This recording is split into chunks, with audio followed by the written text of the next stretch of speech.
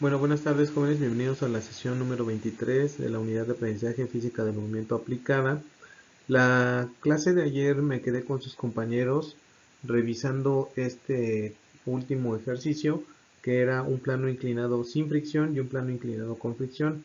Analizamos los temas y concluimos lo siguiente. Observamos que el valor negativo de la aceleración que nos entregaba a nosotros concuerda con la manera de formular las ecuaciones. El bloque de mayor masa desciende por el plano, como sucedió con el problema resuelto 5.7, que era sin fricción, pero con menos aceleración, ya que este caso a la fricción tenía un efecto de fuerza negativo que contrarrestaba el movimiento, por lo tanto la aceleración era menor. De igual manera, la tensión que ejerce la masa M1, que es mayor que la masa M2, es menor para el caso sin fricción, que es menor si la tensión es menor en el caso con fricción respecto con el caso sin fricción, ya que el bloque acelera efectivamente bajo el plano inclinado, pero con una menor rapidez, ¿no? Y cuando no había fricción, que cuando había fricción, así que tira con fuerza distinta, la cuerda está al bloque 2. No sé si hay alguna duda, jóvenes, del tema anterior, pregunta, ¿no? No, pero No, muy bien. Bueno, entonces vamos a continuar. Este, Vamos a ver otro problema hoy que tiene que ver con dos bloques de masa diferente M1 y M2, los cuales están conectados por una cuerda que pasa sobre una polea ideal, esto es, la masa de la polea es despreciable y gira con una fricción también despreciable, o sea que no hay fricción por parte de la polea, sino tendríamos que agregar esa componente de fuerza también. Como se aprecia en la figura 5.9, que es la que está aquí, que nosotros tenemos, ¿no? Está de acá. Al arreglo conjunto también se le conoce como máquina de Atwood, ¿vale? Este tipo de configuración así se conoce, en donde pues podemos tener un conjunto, un par de masas oscilando y generaría una especie de motor mecánico, por eso se llama máquina de Atwood. Supongamos que M2 es mayor que M1, entonces el problema nos pide encontrar la tensión y la aceleración de los bloques. Bueno, ¿cuál es la solución de este sistema? Dice así, solución, escogemos el sistema coordenado con el eje positivo y con dirección hacia arriba.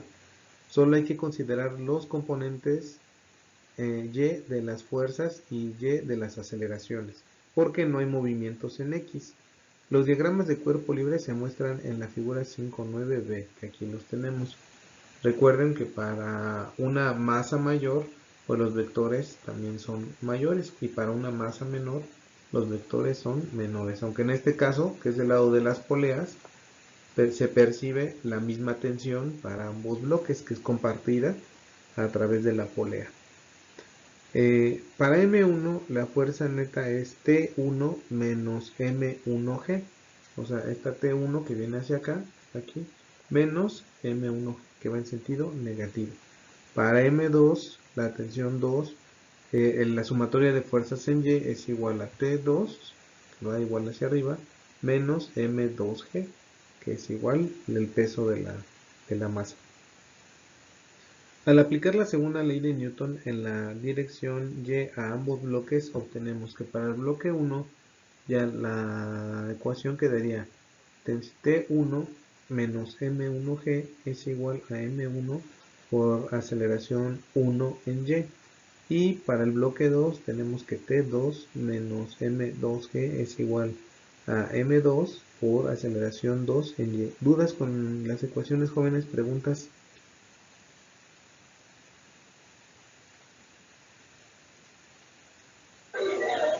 no. ¿No? ¿Vamos bien? Ok. Recuerden que el problema al mencionar que va a haber una dinámica y un movimiento, por lo tanto en este caso las aceleraciones en Y1 para la masa 1 y en Y2 para la masa 2, pues sí van a existir, sí van a estar presentes, solamente que van a ser compartidas, ¿no? Y ahorita lo vamos a ver. Donde A1Y y A2Y son las aceleraciones respectivas de M1 y M2. Si la cuerda carece de masa y no se estira, o sea, no es un resorte, y si la polea también carece de masa y no tiene fricción, o sea, son elementos que no intervienen en nuestra dinámica, la tensión tendrá la misma magnitud en toda la cuerda. y las magnitudes de aceleración de los dos bloques serán iguales. La polea ideal no altera la magnitud de la tensión ni la aceleración de uno a otro lado de la cuerda. Su única función consiste en modificar las direcciones. ¿Dudas hasta aquí, jóvenes? ¿Preguntas? No, profe. ¿No? Entonces sí nos queda claro que al final la cuerda pues no tiene movimiento de estiramiento, no es un resorte, no tiene una masa que interactúe en la dinámica de mi sistema. La polea igual, no tiene una interacción, por lo tanto yo solamente estoy viendo una masa 1 que recibe una tensión y que genera un peso, W1. Veo una masa 2 que igual recibe una tensión, ¿no? Y también tiene su peso aquí, ¿no? Entonces, por lo tanto, es lo único que me debo de centrar en el movimiento de las dos masas y que ambas comparten la tensión y el movimiento, ya sea para acá o para acá, dependiendo cómo vaya a ir cada uno de ellos, también compartirían la aceleración que se está presentando en cada uno de ellos, ¿no? Por ejemplo, la aceleración positiva si sube y una aceleración negativa si baja, ¿no? Como más o menos intuimos que puede ocurrir en este sistema. Hacemos T1 igual a T2 igual a T porque es una tensión común para la cuerda. Y si con A presentamos la magnitud común igual de las aceleraciones A1Y con un número positivo porque consideramos o estamos viendo que el bloque con menos masa se desplaza hacia arriba y a A2Y igual a menos A, un número negativo porque el bloque con más masa se desplazaría hacia abajo. Al efectuar las sustituciones y resolver simultáneamente ambas ecuaciones nos quedaría de la siguiente manera. Quedaría A igual a M2 menos M1 entre M2 más M1 por G y la tensión quedaría como 2 M1 M2 entre M1 más M2 por G. Vamos a hacerlo aquí para poder hacer para poder llegar a estas mismas ecuaciones, ¿sale? Entonces vamos a resolverlo. Yo tenía que para la masa 1 yo iba a tener esta relación, iba a tener T menos M1G es igual a M1A. Aquí ya estoy homologando tanto la tensión como la aceleración para los dos sistemas. Y en el caso de la masa 2, yo tengo igual T menos M2G, perdón, M2G igual a M2A. Entonces, por ejemplo, si yo quisiera encontrar la aceleración, lo que puedo hacer es despejar la tensión de un lado, colocarla en, vamos a poner 1 y 2. Podemos despejarla tanto de 1 como de 2 y sustituirla en la otra ecuación. En este caso voy a despejar la tensión de 1 y la sustituimos en 2. Entonces tensión es igual a M1A más M1G. ¿Vale? Y sustituyendo el 2 me queda M1A más M1G menos M2G es igual a M2A, que es esta parte de aquí, ¿no? Menos M2G es igual a M2A. Y sustituí T, que es M1 más M1A más M1G. ¿Dudas hasta aquí? Ah, no, sí, ya vi cuál fue la duda. Si se fijan, planteé mal una ecuación. ¿Cuál la planteé mal, jóvenes?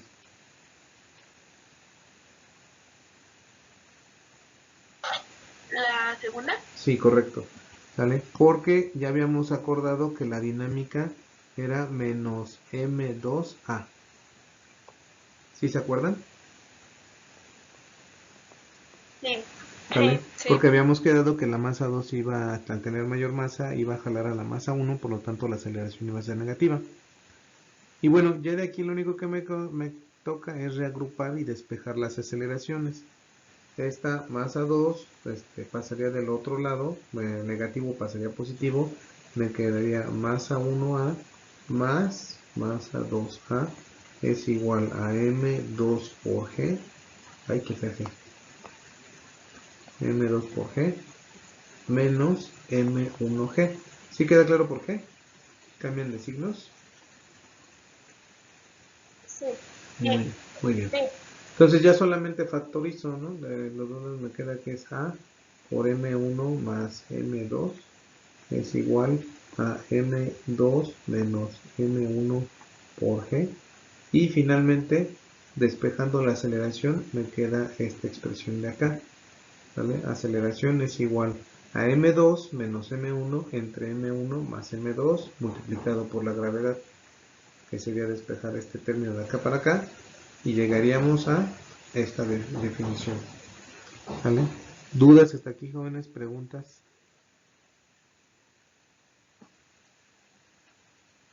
¿No? No, profe. Muy bien. Entonces voy a hacer lo mismo para el caso de la tensión. Como yo les comentaba, realmente mis problemas, si yo ya tengo aquí definida la tensión, cuando yo calcule la aceleración ya no tengo problema y sustituyo aquí los valores porque con esto, con esta definición ya lo tengo, ya las tengo combinadas, entonces ya no debería de hacer más. Lo que hace el autor en el libro es hacer ahora la inversa, despejo la aceleración en un lado, la sustituyo en el otro y encuentro las relaciones de tensiones. Lo voy a hacer solamente para que demostremos que llegamos a la misma relación. Pero les digo, no es necesario porque ya con esta relación de tensión nosotros en nuestros problemas ya podríamos definirla y ya encontrarla sin problema, ¿no? Para no hacer todo un cálculo adicional y un tiempo de más. ¿Vale? Entonces vamos a hacer lo contrario, que es esta parte de aquí. ¿Vale? Y ahora, ¿qué les parece si despejo la aceleración de 1? Despejamos de 1 a la aceleración y sustituimos en 2, ¿no? Lo sustituyo porque es más fácil, ya nada más es hacer aquí un despeje. Y yo lo que digo es que aceleración es igual a T menos M1G entre M1. Esa sería. ¿Vale? Y ya lo único que hago con esto es sustituirla en 2. Me queda que T menos M2G es igual a menos M2 que multiplica T menos M1G entre M1. ¿Dudas hasta aquí, jóvenes? ¿No? No, profe. Muy bien, ¿qué hago? Pues paso el M1 del otro lado de mi ecuación y ya nada más separo de este lado. Me quedaría M1 que multiplica T menos M2G es igual a menos M2T más M1 M2G. ¿Sí estamos de acuerdo? Haciendo el ajuste. Y ya solamente me queda agrupar términos semejantes y reacomodar mi ecuación. Me quedaría M1T más M2T es igual a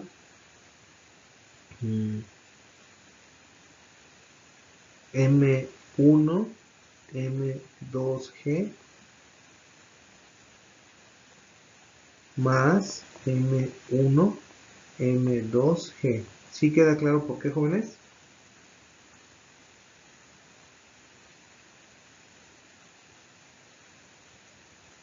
Sí.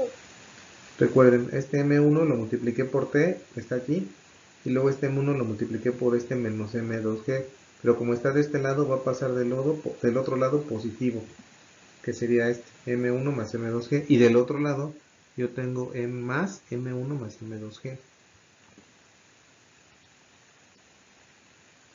Entonces, factorizando y reagrupando, me queda T por M1 más M2 es igual, este más este me da 2 M1 M2G. Y ya, finalmente si yo despejo la T, que paso este término para acá dividiendo, encuentro nuevamente mi término de acá. ¿Vale? Donde sale que T es igual a 2 veces M1 por M2 por G entre M1 más M2. ¿Dudas hasta aquí, jóvenes? ¿Preguntas?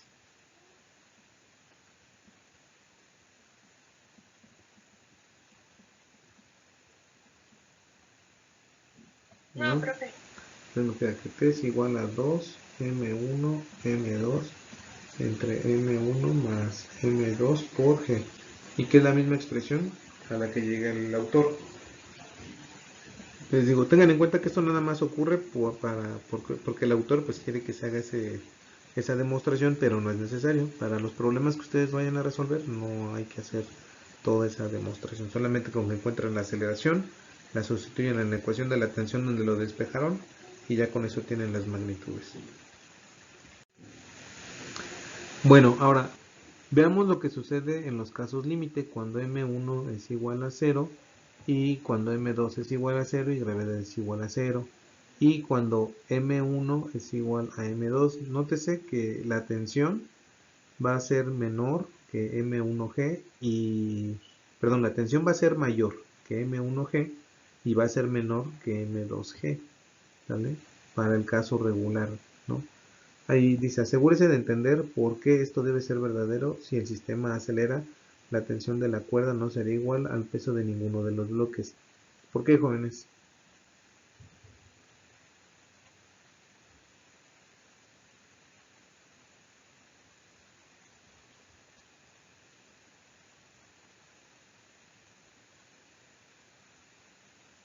A ver, jóvenes, a mí me está diciendo lo siguiente el problema, que esto realmente fue un manejo algebraico para este problema.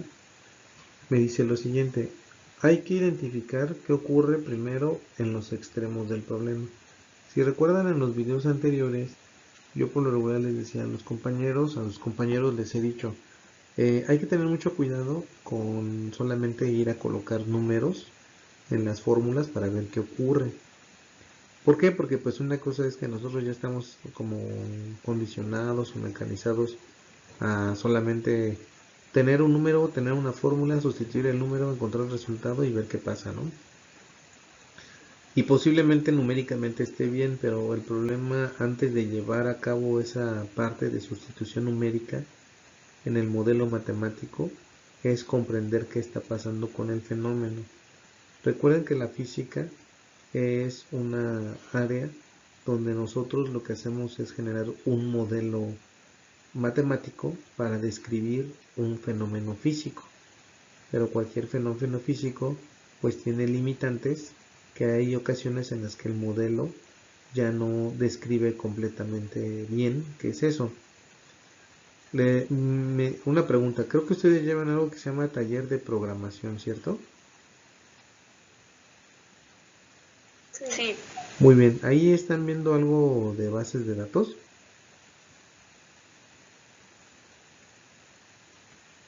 No, todavía no. ¿Qué están viendo ahorita, por ejemplo? ¿Datos? ¿Mandé? Código C. Muy bien, pero en código C vamos a ponerlo en este sentido. Quiero suponer que ustedes ya vieron en programación lo que son las variables y los tipos de variable. Saben que hay variable entera, carácter, cadena de caracteres, ¿cierto? Sí. Ok, algo que también han de haber dicho ahí es, por ejemplo, cuál es la resolución de cada uno de esos valores. Por ejemplo, debieron haber visto ya hasta el momento que un valor entero tiene una cierta cantidad de bytes. ¿Cuántos bytes tiene? Un número entero que utiliza C, por ejemplo.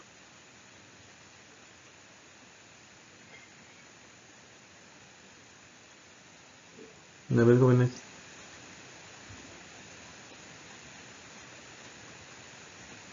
Es pregunta, yo sé que es pregunta de otra materia, pero la tienen que tener dominada así a la brevedad.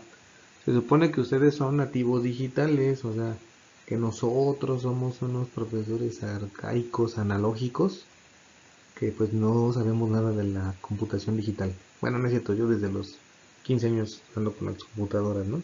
Y ya tengo 40, entonces calculen. Pero bueno, yo soy ingeniero en telemática, manejo muy bien esta información, pero me sirve muy bien para la analogía de lo que quiero hacer ahorita. Entonces, mi pregunta es, ¿de qué tamaño es un tipo entero en C? ¿Cuántos bytes tiene?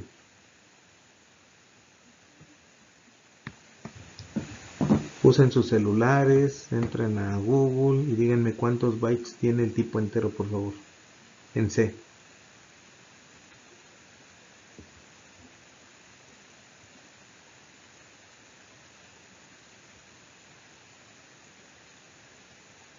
Espera el número. 4. Muy bien, 2 a la 4.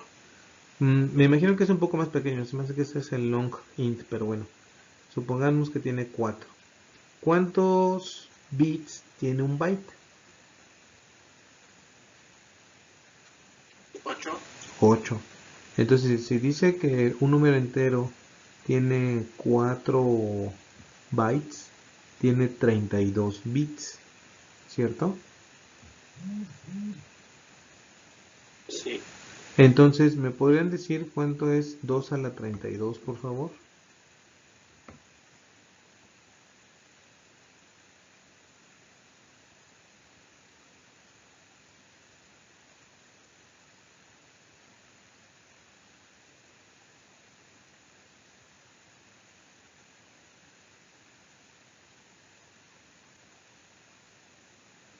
Es 4.29 por 10 a la 9. Correcto. 4294, 967 y 296 combinaciones diferentes. ¿Sale? Entonces, un entero largo, como el que me comentaba su compañera, que es de 4 bytes, tiene del número 0 al 4294 millones 967.296 posibles casos. ¿Qué pasaría si yo quisiera hacer dos números más? ¿Qué pasa si ese número máximo, que es de 4.294.967.296, le pongo más 2? ¿Cuánto me daría?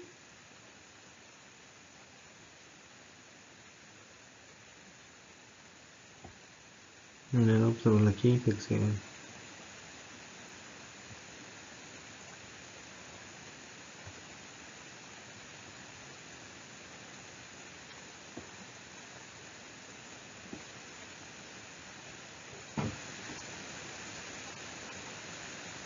¿Cuántos jóvenes?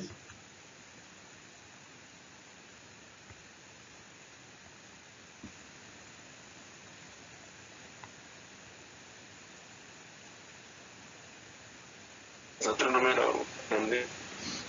O sea, si yo a ese número que me dijiste le sumo 2, ¿cuánto te da?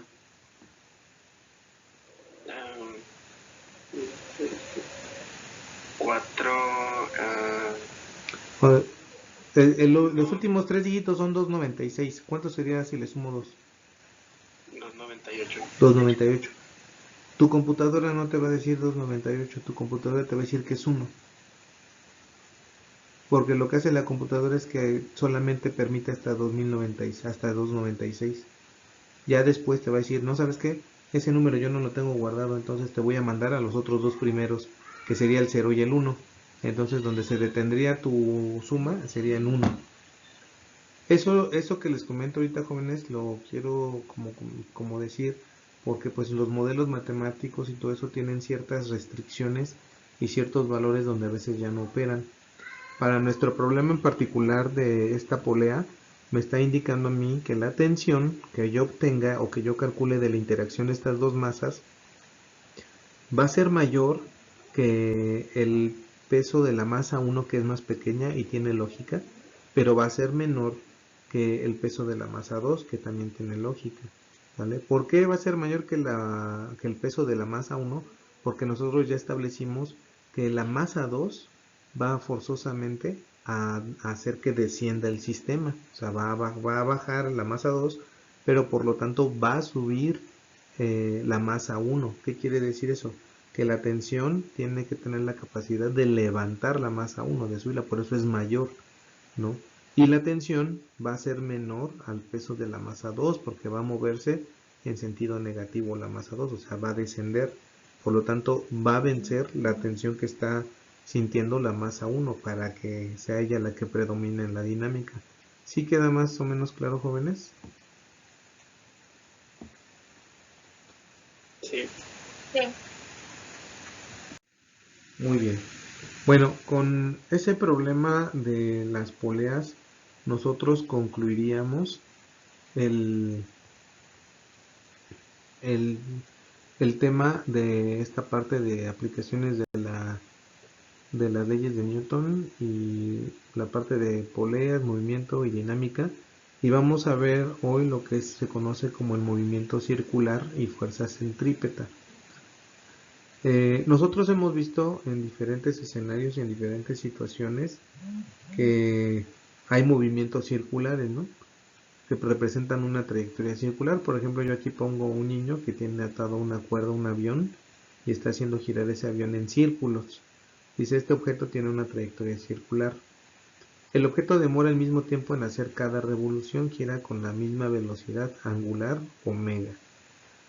Nosotros vamos a definir un concepto que se conoce como periodo, que es el tiempo de una revolución completa, o sea, que dé una vuelta completa. ¿En cuánto tiempo la da? En 1 segundo, en 2 segundos, en medio segundo, en 3 segundos, en 4 segundos. ¿Vale? La magnitud de esa velocidad, que es la rapidez, va a permanecer constante. Pero la velocidad siempre va a tener una dirección tangente al círculo y se va a conocer como velocidad tangencial.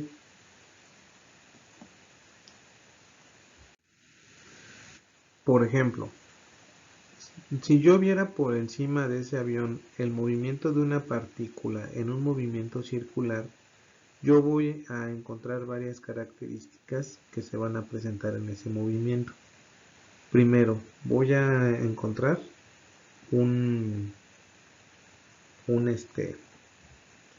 voy a encontrar aquí una partícula colocada en este punto. Luego voy a ver cómo esa partícula se desplaza a un punto 2, ¿sale? Y estoy viendo cómo la velocidad va a ser siempre tangencial al movimiento circular, ¿vale? Por lo tanto, si yo de lo que hemos visto hasta el momento les comentara lo siguiente, necesito ver qué me contestan. A ver, ¿qué es la aceleración, jóvenes?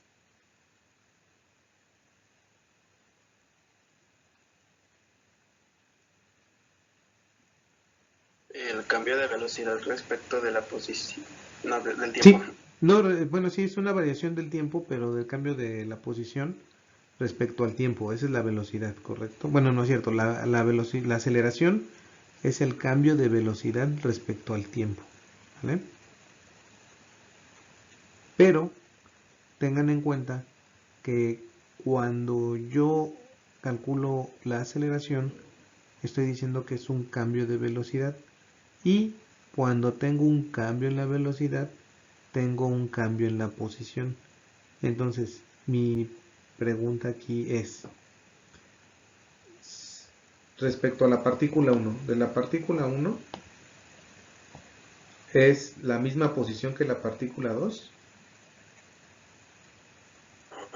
No. Correcto, no es la misma posición. Por lo tanto, va a haber un cambio en la velocidad, ¿cierto? Pero el tiempo que le va a tardar de la posición en la partícula 1 a la partícula 2 o a la posición 2, ¿vale? Ese tiempo sí va a cambiar y por lo tanto, otra pregunta, esta velocidad que está aquí, V1, ¿es igual a esta velocidad que está acá, a V2? ¿Son iguales?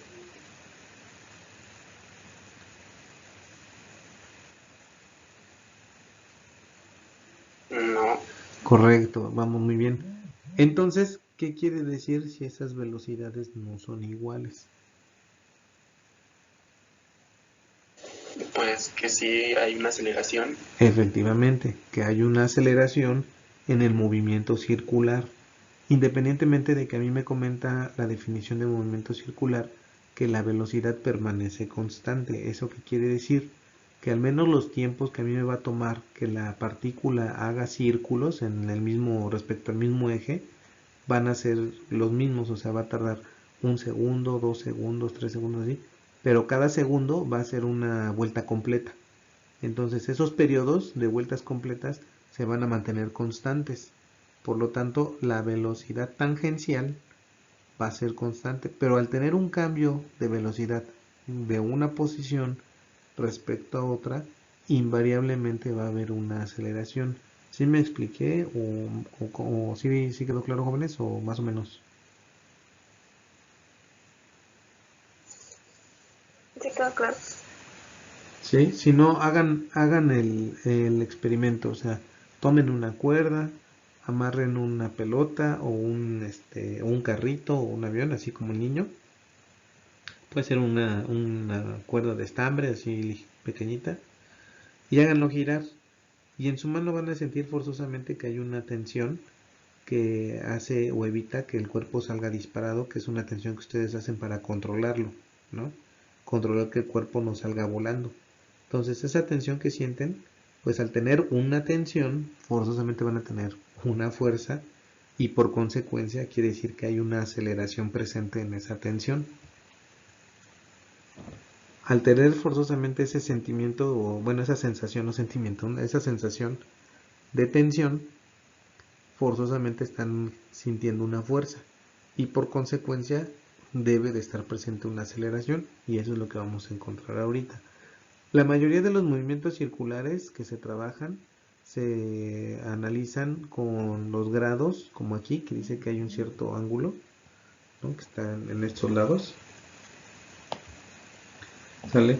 Y está en radianes. ¿Cómo convertimos de grados normales que hemos trabajado nosotros a radianes, jóvenes?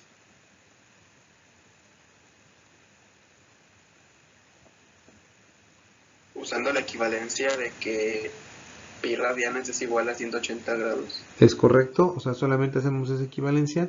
Pi radianes es igual a 180 grados y nosotros lo único que tenemos que hacer es hacer una regla de 3, ¿no? O sea, si tengo 34 grados, ¿cuánto es en radianes?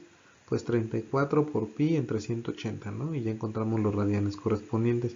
Puede ser también que 360 grados sea igual a 2 pi, ¿no? Radianes. Esa es también la otra forma de hacer la conversión. Con 180 igual a pi radianes o 360 igual a 2 pi radianes. Cualquiera de los dos es válido, ¿sale? Tengan en cuenta que pues el de 360 igual a 2 pi radianes es toda la circunferencia, o sea que pueden hacer el cálculo desde 0 hasta 360 grados y el otro pues solamente es media circunferencia de 0 a 180 grados. Tendrán después que hacer la misma conversión de 180 a 360. Cualquiera de las dos es válida. Pero tengan cuidado porque aquí lo vamos a trabajar en radianes, ¿no? Ahora, me dice a mí lo siguiente, el problema, miren, vamos a empezar a analizarlo. Estoy teniendo un problema con mi lápiz, no sé por qué no me está dejando escribir. Voy a tratar de hacerlo con el mouse y con el botón del mouse para poderlo hacer. ¿Vale? Y me dice, las magnitudes de B1 y B2 son iguales, eso sí, porque como ahorita lo platiqué, las velocidades van a ser las mismas en cuanto a magnitud, pero tienen direcciones diferentes, ya lo vimos, o sea, el vector 1 va en un sentido, el vector 2 va en otro. Y también dice que estas velocidades son tangentes al círculo en el lugar de la partícula, o sea, donde está ahí la partícula girando, va a ser tangencial a la circunferencia que hacen. Por eso cuando ustedes hacen girar algo y sale, lo sueltan, va a ir en una dirección prácticamente horizontal, ¿no? Si tienen ese carrito y lo dejan horizontal, va a salir horizontal al movimiento que tenía por la velocidad que lleva. Ahora, nosotros podemos analizar los componentes de esas velocidades de la siguiente manera. Si se fijan, yo tengo para la partícula, bueno, para la posición 1, que está aquí es la misma partícula, para la posición 1, yo tengo aquí una componente en X y una componente en Y. Perdón, le digo lo chueco, pero mi lápiz como que no está jalando. Para la partícula 2, tengo una componente en X y tengo una componente en Y. Por lo tanto, me dice que la velocidad en la posición 1 en X es B, o sea, la magnitud de B por el coseno de teta, porque ahí lo veo como un cateto adyacente. Estoy en la parte de aquí. O sea, B1X es igual a B, la magnitud de B, por coseno de teta, que aquí está el ángulo teta mostrado en la parte de aquí. ¿Vale? Al menos me deja borrar mi lápiz. Y para B1 en Y, yo tengo que es igual a B por el seno de teta. Aquí tengo mis componentes. Entonces aquí puedo ver que está bien. Para el caso de la posición 2 de la partícula, yo tengo que la componente en X sigue siendo B coseno de teta.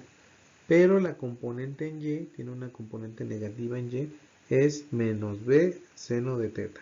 ¿Dudas hasta aquí, jóvenes? ¿Preguntas? ¿Sí queda claro cómo estoy descomponiendo las velocidades? Es la misma partícula, el mismo movimiento, pero en dos posiciones diferentes. Por eso me dan diferentes componentes en las diferentes posiciones.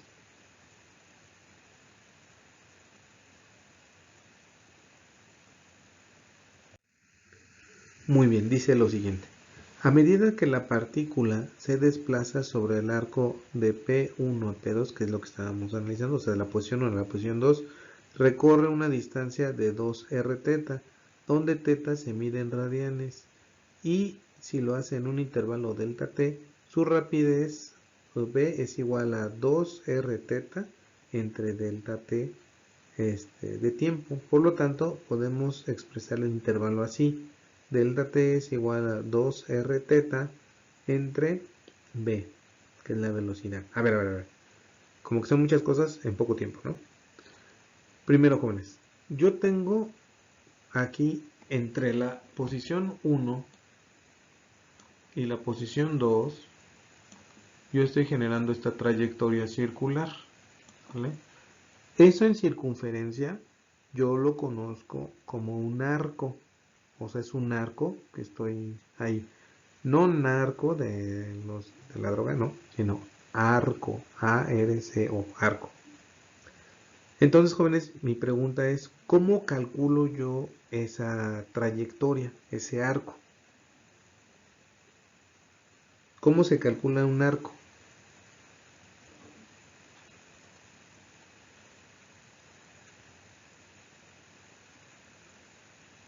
Busquen ahí, por favor, cómo calcular un arco en una circunferencia, ahí en su celular.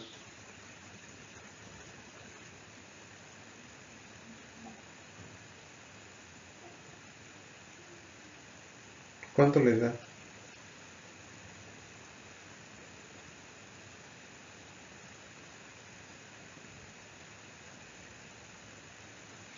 ¿Cómo lo hago, jóvenes?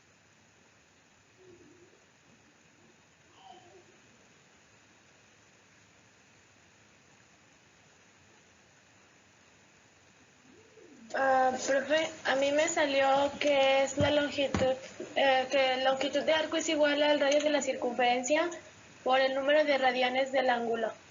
Muy bien, o el grado, ¿no? Los ángulos que estás formando en radianes. ¿Sale? Muy bien. Entonces, si se fijan, a mí me dice que es 2r teta. ¿Sale? ¿Por qué? Porque si se fijan, yo estoy dividiendo este teta en un teta hacia acá para la posición 2 y otro teta hacia acá para la posición 1. Pero realmente es dos veces ese ángulo. ¿Sale? Por el radio que estoy recorriendo. Por eso me dice que la distancia que recorre el arco es 2r teta. ¿Sí queda claro, jóvenes? Sí, sí. ¿Vale? Bueno, entonces, como esa es la distancia, yo sé que la fórmula de la velocidad es distancia sobre tiempo. ¿Sí o no? Por eso me dice aquí abajito. Dice su rapidez, o bueno, su rapidez o su velocidad es 2r teta, que es la distancia del arco, entre delta tiempo, el tiempo que me tomó en llegar. ¿Vale? Despejando el tiempo en esta rapidez, yo tengo que el tiempo es igual a 2r teta, que es la distancia entre la velocidad. Ahora sí nos queda bien, un poquito más clarito, jóvenes. Bien. Muy Sí. bien. ¿Dudas hasta aquí? No. No, profe. Muy bien. Dice, a continuación vamos a obtener los componentes de la aceleración promedio. Utilizamos la definición que de ella se da en la ecuación 2.14. Si ustedes se acuerdan, nosotros vimos que la aceleración promedio es igual a un delta v, o sea, una diferencia de velocidades, velocidad final menos velocidad inicial, entre el tiempo que recorre, ¿no? Tiempo final menos tiempo inicial, ¿no? O un delta t, donde delta v significa v2 menos v1, como lo habíamos dicho, o sea, velocidad de la posición 2 menos la velocidad de la posición 1, ¿vale? Y el componente x de la aceleración promedio será entonces calculado de la siguiente manera. Dice, aceleración promedio en x, aguas, aceleración promedio en x es velocidad 2 en x menos velocidad 1 en x entre delta t. Entonces, ¿qué me dice que es? Velocidad coseno de teta, como lo habíamos hecho hace ratito, menos velocidad coseno de teta sobre delta t. Pero como es lo mismo, ¿cuánto me da esa aceleración? 0. 0. Por eso me dice ahí que la aceleración en x es 0. Yo no tengo aceleración en la componente x dentro de mi movimiento circular. Entonces, ustedes pongan en un hemisferio del cerebro, como que pongan una partícula a girar, ya quedamos que era un avión o un cochecito atado a un hilo de estambre o una cuerda, y manténganlo ahí girando. Y aquí vamos con el otro hemisferio, yo me imagino que es el derecho. Vamos a seguir analizando la parte de la ecuación, ¿sale? ¿Vamos bien hasta ahorita? Sí. Muy bien. Sí, profe. Entonces, ¿qué pasa ahora para el caso de Y? Yo tengo que la aceleración promedio en Y es igual a velocidad 2 en Y menos velocidad 1 en Y. Pero yo había visto que en este caso, acuérdense, la velocidad 2 en Y es negativa. Por eso me daba que era menos b seno de teta menos la velocidad 1 en Y, pero en este caso es positiva, por menos b seno de teta. ¿Vale? Sí, dudas con los signos aquí, preguntas. ¿Vamos bien?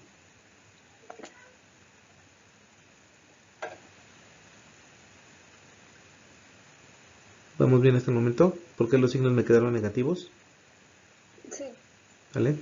Por lo tanto, como son las mismas magnitudes y el mismo signo, pues yo voy a sumarlos. Por eso me queda menos 2b seno de teta, que está hasta aquí.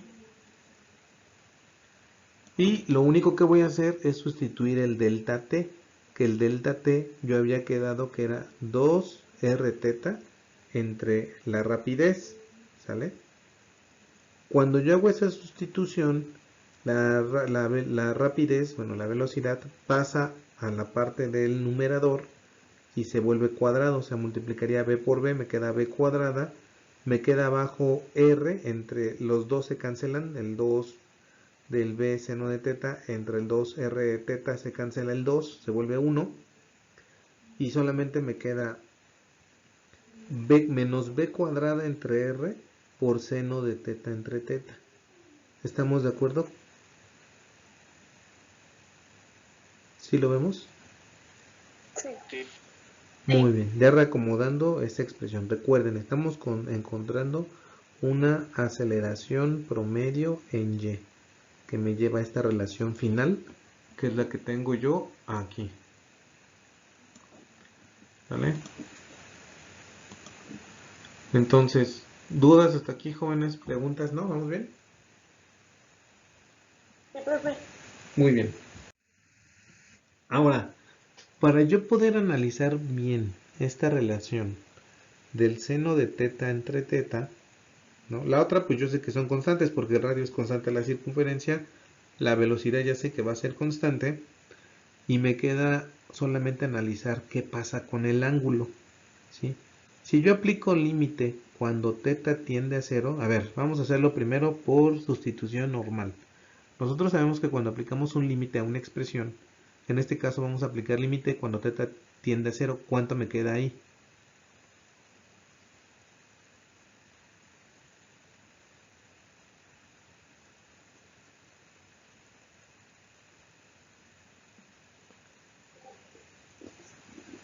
Sin determinar.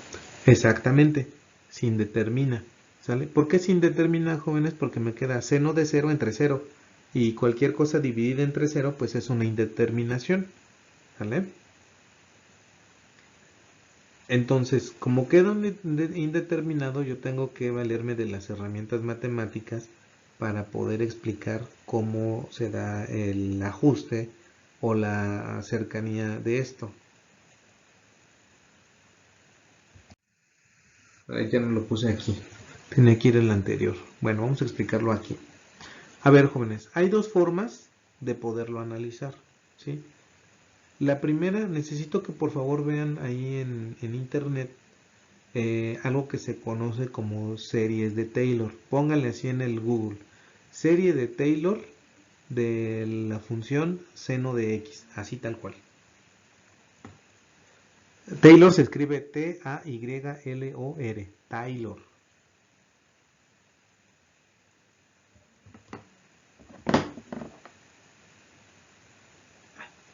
Regresamos. Ya se desata, ya. O sea, límite, ya regresé. Límite cuando teta tiende a 0 del seno de teta entre teta. ¿Vale? Vamos a resolver esta situación para ver por qué la aceleración centrípeta me da esto. Perdón. Límite cuando teta tiende a 0. Ya se destrabó mi lápiz. Entonces, busquen ahí, por favor, serie de Taylor. De seno de x. ¿Cuánto les da, jóvenes? ¿Qué les dice la serie de Taylor?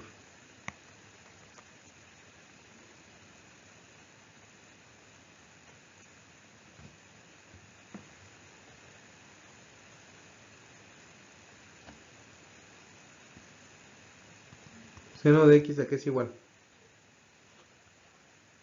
¿A cero? No. La serie, necesito que me digan la serie de Taylor de seno de x. Dice que el seno de x es similar, creo. Bueno, es el signo de la... Bueno, no sé, pero... No. Les tiene que dar algo así. X menos x cúbica sobre 3 factorial más x quinta sobre 5 factorial menos x séptima sobre 7 factorial. ¿Sí les da eso? Sí, es... Ah, bueno, ¿y por qué no lo dijeron ustedes? Sí. O sea, yo me lo sé, pero pues les pregunto para que ustedes lo investiguen. Entonces, jóvenes, por ejemplo, si yo tuviera un valor de x muy pequeño, digamos x igual a 0.001, ¿qué pasa si yo, o sea, x igual a 0.001? ¿Qué pasa si este x yo lo elevo al cubo a que es igual?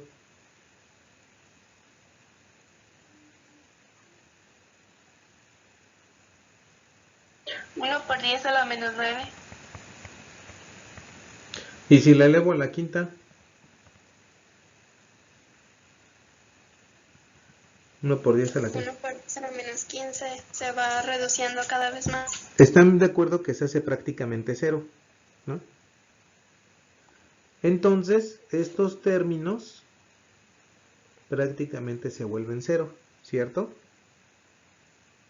Y yo puedo asegurar que cuando el seno de x, cuando x es muy pequeño, pues es prácticamente lo mismo. O sea, seno de x es igual a x, ¿sale? O aproximadamente muy cercano a x cuando tengo valores de x cercanos a 0, que es el límite cuando teta tiende a 0, ¿sí o no? Por lo tanto, este límite sería prácticamente decir que esto es x entre x y esto es igual a 1. ¿Sale? Pero ya lo vi ahorita yo con una herramienta matemática que son las series de Taylor, que me describen cómo a través de una serie de potencias yo puedo encontrar funciones trigonométricas para seno y para coseno, para tangente, etc. A mí me interesa ahorita el seno, que es la relación que yo tengo.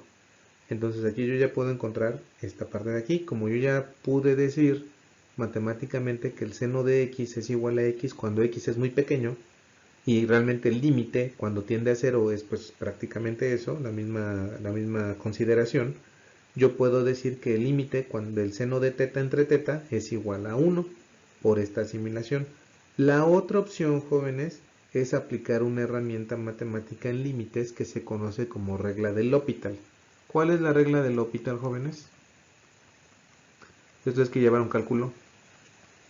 Consiste en derivar tanto el numerador como el denominador hasta Correcto. que nos dé un valor cero. Correcto. Un valor aplicable al límite, ¿cierto? O Sí. sea, límite cuando teta tiende a 0 aquí yo tengo una f de x y aquí tengo una g de x. Entonces la regla del L'Hopital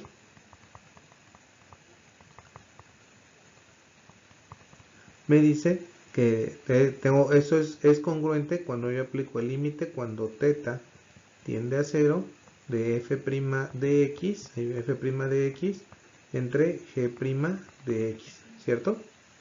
Bueno, perdón, aquí serían x, ¿no? Por definición, ¿vale? Entonces, si yo hago eso, díganme por favor cuál es la derivada del seno. Coseno de x. Coseno de x. Bueno, Coseno de θ, ¿no? Coseno de θ. ¿Y cuál es la derivada de θ respecto a θ? 1. Correcto, 1. Y ahora si yo sustituyo θ, ¿cuál es el valor del coseno de 0? 1. Y me queda 1 entre 1, ya aplicando el límite, ¿no? ¿Vale? Entonces, yo vi aquí de dos maneras cómo poder solucionar esta situación y por lo tanto, como ya sé que el seno de θ entre θ, tanto por serie de Taylor como aplicando regla del L'Hopital para encontrar el límite de unas funciones indeterminadas, un límite indeterminado, ahora sí ya puedo aseverar que como eso es 1, finalmente mi aceleración,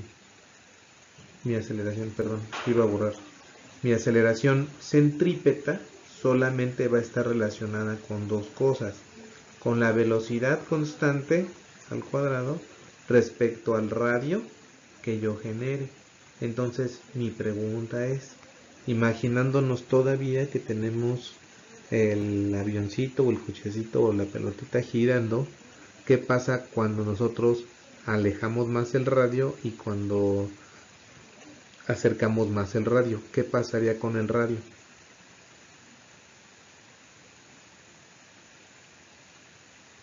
entre más pequeño es el radio, la aceleración sería mayor. Correcto, es correcto porque recuerden que es un número pequeño que está dividiendo. Si yo tengo, por ejemplo, vamos a hacerlo así, yo tengo una velocidad igual de 2 metros por segundo, ¿vale? Pero tengo un radio de 0.1 metros. ¿Cuánto me daría mi aceleración?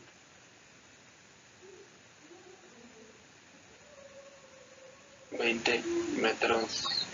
Ah, bueno, aguas, porque acuérdate que es 2, ¿vale? Al cuadrado. O sea, tendrías aquí 4 metros al cuadrado sobre segundo al cuadrado entre 0.1 metros. ¿Cuánto te daría eso? 40. Metros sobre segundo al cuadrado, que es una velocidad, es una unidad de aceleración, ¿cierto?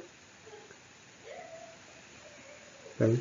¿Y qué pasa ahora si yo tengo la misma velocidad, pero mi radio en lugar de ser de 1 es de 2 metros?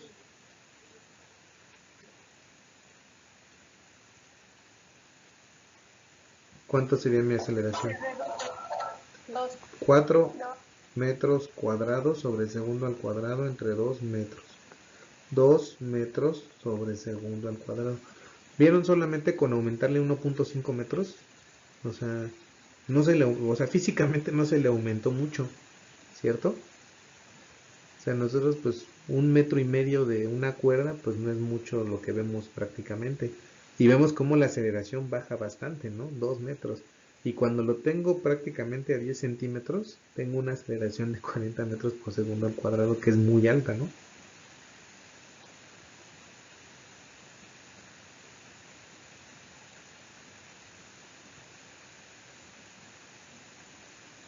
¿Sale? Entonces, ya para concluir aquí, jóvenes, ¿cuánto nos queda? 7 minutos, dice. Con ángulos pequeños, seno de θ es aproximadamente θ, que viene en radianes, ya lo demostramos, y en consecuencia el límite se aproxima al valor de 1. El componente y de la aceleración instantánea en P será entonces AY es igual a menos B cuadrada sobre R, ¿no? El signo menos indica que la aceleración en P señala en dirección negativa, es decir, hacia el centro del círculo, o sea, siempre va a ir hacia acá, ¿no? Hacia el centro del círculo. Ustedes lo pueden ver con la parte de las aceleraciones, ¿no? Esto se conoce, jóvenes, como aceleración centrípeta, que les digo es lo que sentimos nosotros cuando hacemos girar algún objeto a través de una cuerda o algún alambre o algo por el estilo. ¿Vale? ¿Dudas hasta aquí, jóvenes? ¿Preguntas? ¿No?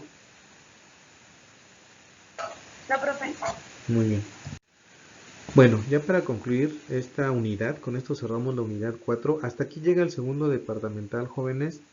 Y el lunes voy a ver los primeros temas del tercer departamental. Ya no contarían para el examen, para que no tengan pendiente. Hasta aquí terminamos el problema y ya los libero para que hagan su test del día de hoy. Dice, problema resuelto 4.5. La luna gira en torno a la Tierra completando una revolución en 27.3 días. Suponga que la órbita es circular y que tiene... Esto es una suposición, realmente las órbitas no son circulares, ¿sale? Dice, tiene un radio de órbita de 238.000 millas. ¿Cuál es la magnitud de la fuerza gravitacional que la Tierra ejerce sobre ella? Solución. Tenemos el radio. Radio es igual a 238.000 millas, que equivale a 3.82 por 10 a la 8 metros. Basándonos en el apéndice C, descubrimos que la masa de la Luna es 7.36 por 10 a la 22 kilogramos. Ya tengo la masa de mi sistema. El tiempo en el que se completa una revolución denominado periodo, este es igual a 27.3 días, que es lo que me dice que está en la revolución, o su equivalente. Recuerden, 27.3 días. Sabemos que un día tiene 24 horas, ¿no? Y una hora tiene 3.600 segundos. Si lo convertimos el periodo en segundos. Entonces 27.3 por 24 por 3.600. Eso me da los segundos. Déjenlo pongo bien. 27.3 días es igual. Un día tiene 24 horas. Y una hora tiene 3.600 segundos. Con eso hago mi conversión. Me dice aquí que es 2.36 por 10 a la 6 segundos. O megasegundos, ¿no? De lo que hemos visto. Así pues, la rapidez de la Luna supuestamente constante será, la velocidad es igual a ¿qué? 2πr entre el tiempo, ¿vale? Eso lo vimos ahorita por lo del ángulo, porque el ángulo quedamos que era el 2π es 360 grados por el radio, ¿no? O sea, ese es el arco total de la circunferencia. Entre el tiempo que le toma, que es el periodo, que es 2.36 por 10 a la 6 segundos. ¿Dudas hasta aquí, jóvenes? ¿Preguntas?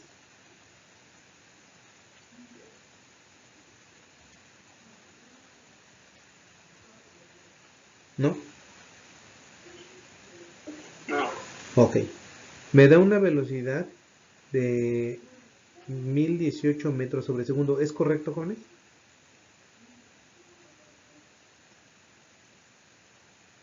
A mí me dio 1017. Ah, no te preocupes. O sea, 1017.6 o .7, ¿correcto? O .5. Me dio .02. Bueno, entonces ya fue redondeado del libro al inmediato superior. Pero está bien así, se da 1017, no hay problema, ¿vale?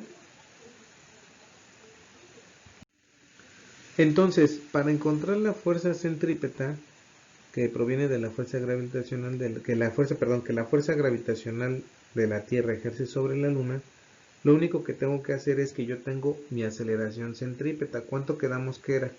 Velocidad cuadrada entre R. Entonces, fuerza es igual a masa por aceleración, ¿vale? Por eso aquí me dice que fuerza es igual a masa de la Luna, que nosotros habíamos calculado, por ¿qué?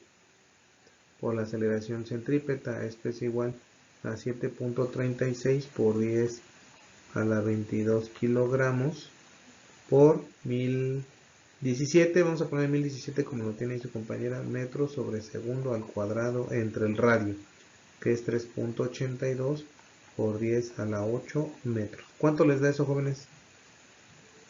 Si les da un valor aproximado, 1.9 o 2.01. Me dio 1.95 por 10 a la 17. Muy bien, 1.95 por 10 a la 17 newtons. Solamente, jóvenes, tener cuidado, ¿sale? Con esta parte de aquí. Siento que está variando mucho, pero puede ser también por la calculadora y la precisión, ¿vale? A mí me dio 1.99 por 10 a la 20. Bueno. Entonces, cuidado ahí porque a lo mejor alguna precisión de la calculadora habría que checarlo. No sé si el cuadrado, mira, fue lo que no te dejó. Sí, 1.99 puede ser. por 10 a la 20. Sí, puede ser que no hayas elevado al cuadrado al 1017 y por eso, porque ahí son Sí, como, no. ahí son 3 dígitos más. ¿Vale? Sí. Bueno, jóvenes, dudas hasta aquí, preguntas.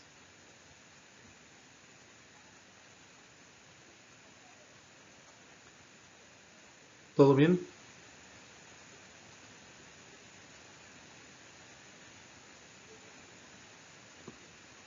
Y, Sí. y bueno, jóvenes, pues hemos concluido la unidad número 4. Nos quedan pendientes 3 unidades que vamos a revisar en el tercer departamental. De acuerdo a los tiempos que yo tengo ahí contemplados y que he revisado, creo que sí los cubrimos bien porque ya empezamos el próximo lunes el tercer departamental con sus compañeros, aunque la evaluación del segundo, les repito, el día martes y miércoles va a estar habilitado el examen. Ya está habilitada, bueno, ya está programada la tarea 3 que empieza a partir de mañana. Hoy también voy a programar la tarea 4 que son estos últimos conceptos de movimiento circular y ya para que esté disponible a partir de mañana y lo hagan el fin de semana, las mismas características, 4 horas para la resolución de la tarea. Ahora no tienen que entregar evidencia, jóvenes, para estas tareas. Yo de lo que ya estuve viendo en su desempeño de las anteriores, pues hacen los cálculos y todo. Solamente necesito que coloquen bien los resultados en los problemas, ¿vale? ¿Alguna duda al respecto, jóvenes? ¿Preguntas? ¿No? No. Bueno, las instrucciones están ahí, jóvenes. Hoy se libera la tarea número 4, que sería la última. Serían 4 tareas de evaluación continua y el examen más las evaluaciones que estamos haciendo de los test ahorita. Entonces, si se fijan, hay mucha más evaluación continua para que pues también no sea tan crítico en el aspecto de que si una tarea no lo entregaron o algo les valga menos. ¿Sale? Entonces eso fue el objetivo de colocar estos test al final de la clase. Que ustedes tengan tiempo, pues tengan más evidencia, tengan más evaluación continua y nosotros podamos hacer que cada evaluación continua, las evidencias tengan un menor peso porque sabemos que vale el 60% de la calificación del departamental. ¿Sale? Entonces, ¿dudas hasta aquí, jóvenes? ¿Preguntas?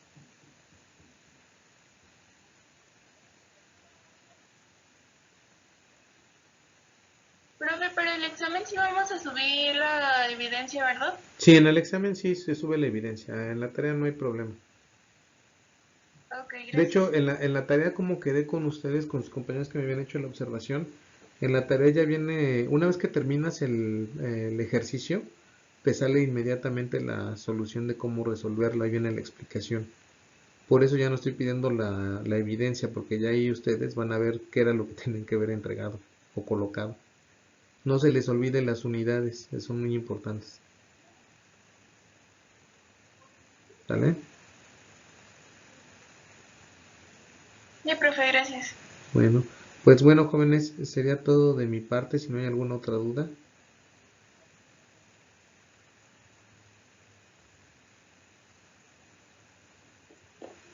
¿No? No, maestro.